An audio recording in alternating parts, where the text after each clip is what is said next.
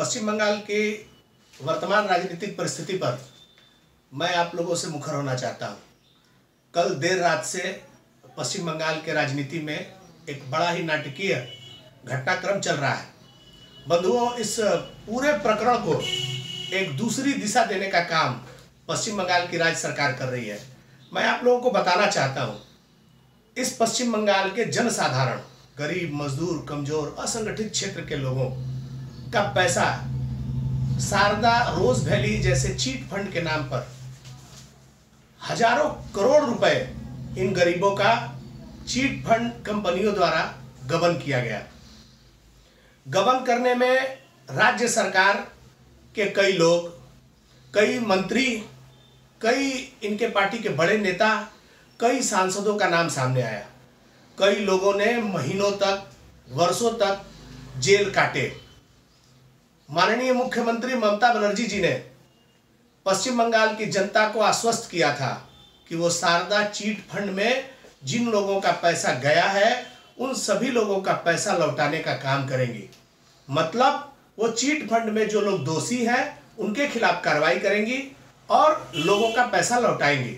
लेकिन देखते ही देखते बरसों बीत गए, 7 साल चले गए उनको सत्ता में आए, लेकिन उन्होंने अपने तरफ से पहल करके एक भी कार्रवाई ऐसी नहीं की जिससे बंगाल की जनता को इस बात का एहसास भी हुआ हो कि वो वास्तव में शारदा में जिन लोगों का पैसा लूटा गया है, जिनके पैसे गबन किए गए हैं, उनको लौटाने का उन्होंने प्रयास किया। इसी बीच पश्चिम बंगाल में प्रदेश कांग्रेस के नेता अब्दुल मन्नान ने एक मामला किया। उनके मामले के आधार पर यह पूरा विषय सीबीआई को सौंपा गया। पश्चिम बंगाल की सरकार ने एक एसआईटी का गठन किया था, जिस एसआईटी के मुखिया पश्चिम बंगाल के आईपीएस अधिकारी राजीव कुमार जी थे। राजीव कुमार जी एसआईटी के चेयरमैन थे। उन्होंने इस पूरे मामले से संबंधित दस्तावेजों को इकट्ठा किया। जब ये मामला सीबीआई को दिया गया तो सीबीआई ने विभिन्न तरीके से अपने जांच को शुरू किया। उस जांच की कड़ी में उनको कुछ ऐसे तथ्यों की आवश्यकता पड़ी जो तथ्य माननीय आईपीएस अधिकारी राजीव कुमार जी के पास है। इसी बीच घटनाक्रमों के तहत राजीव कुमार जी कलकत्ता पुलिस के कमिश्नर बनाए गए। उनको इनाम दिया गया क्योंकि उन्होंने पूरे इस जांच प्रक्रिया को ठंडे बस्ते में डालने का काम किया। जब सीबीआई ने पिछले कई महीनों से लगातार राजीव कुमार जी को नोटिस देने का काम किया, उन्होंने इस जांच में उनको सहयोग करने के लिए बार बार उनको सूचित करने का काम किया। बार बार सूचित करने के बाद भी राजीव कुमार जी सीबीआई के समक्ष प्रस्तुत नहीं हुए, ना ही उन्होंने दस्तावेजों को देने का काम किया। ऐसे में सीबीआई बाध्य होकर कल राजीव कुमार जी के घर गई। राजीव कुमार जी पिछले 4 दिनों से लापता थे, उनका कोई खोज नहीं था। बंगाल के सारे अखबार इस घटनाक्रम से पटे पड़े थे कि राजीव कुमार जी लापता हो गए। चुनाव आयोग की पूरी टीम आई थी पश्चिम बंगाल के आगामी लोकसभा चुनाव के विषय पर बात करने। राजीव कुमार जी वहां भी नहीं गए। आखिर राजीव कुमार जी को किस बात का डर है? आखिर वो सीबीआई के सामने क्यों नहीं आना चाहते हैं? इन्हीं सब आशंकाओं को लेकर कल जब सीबीआई शारदा चीट फंड के जांच में सहयोग करने के लिए उनके घर पहुंची तो ऐसा लगा जैसे पूरे पश्चिम बंगाल में भूचाल आ गया। पश्चिम बंगाल की माननीय मुख्यमंत्री सड़क पर उतरती हैं, कमिश्नर के घर पहुंच जाती है, घर पहुंचती है और यह प्रमाणित करती है कि सीबीआई जिस मामले की जांच करना चाहती है उस जांच को नहीं होने दिया जाए। आखिर दीदी, आप छुपाना क्या चाहती हैं?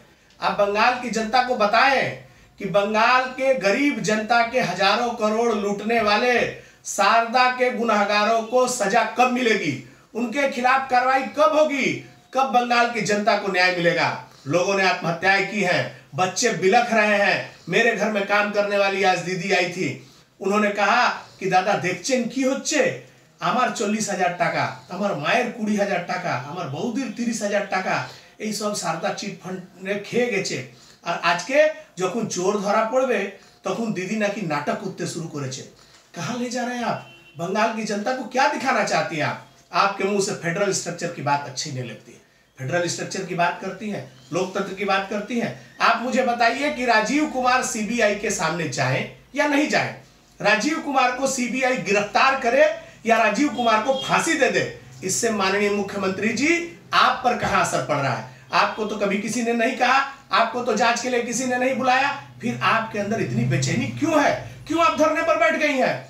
लालू जी इसी सीबीआई के खिलाफ बोलते बोलते जेल गए हैं। मुलायम जी का साम्राज्य खत्म हुआ है। जो लोग आज आपके पास खड़े हो रहे हैं वो सारे लोग सीबीआई के पीड़ित हैं। वो चाहते हैं कि सीबीआई को इस देश में जांच करने से रोका जाए, लेकिन किस मामले में? ये क्या कोई राजनीतिक विषय है? ये क्या कोई राजनीतिक मामला है? भारतीय जनता पार्टी ने सीबीआई को भेजा है क्या? भारतीय जनता पार्टी के कहने पर या केंद्र सरकार के कहने पर सीबीआई यहाँ आई है क्या? देश के सर्वोच्च न्यायालय सुप्रीम कोर्ट के आदेश पर इस पूरे मामले की जांच हो रही है और आप उस जांच को भटकाकर राजनीतिक उल्लू सीधा करना चाहती हैं। माननीय मुख्यमंत्री जी, ये बंगाल की जनता है और ये बंगाल की जनता सब कुछ देख रही है। आपने सिर्फ यहाँ के जनता से झूठे वादे किए हैं। आपने ऐसे ही सिंगूर सिंगूर करके वहां के हजारों किसानों को बेघर कर बेरोजगार बनाने का काम किया और आपने ऐसे ही न्याय दिलाने का झूठा वादा करके पिछले 7-7.5 वर्षों से आप बंगाल में राज कर रही हैं। एक भी चिट फंड के किसी लोगों के खिलाफ आपने कोई कार्रवाई नहीं की और जब सुप्रीम कोर्ट के आदेश पर देश की सबसे बड़ी संस्था सीबीआई जांच कर रही है तो आपको वो तोता दिख रहा है। कांग्रेस के राज में जब यही सीबीआई दूसरे लोगों के ऊपर कार्रवाई करती थी तो आपको बड़ा अच्छा लगता था, लेकिन आज आपके पास कौन आ रहा है?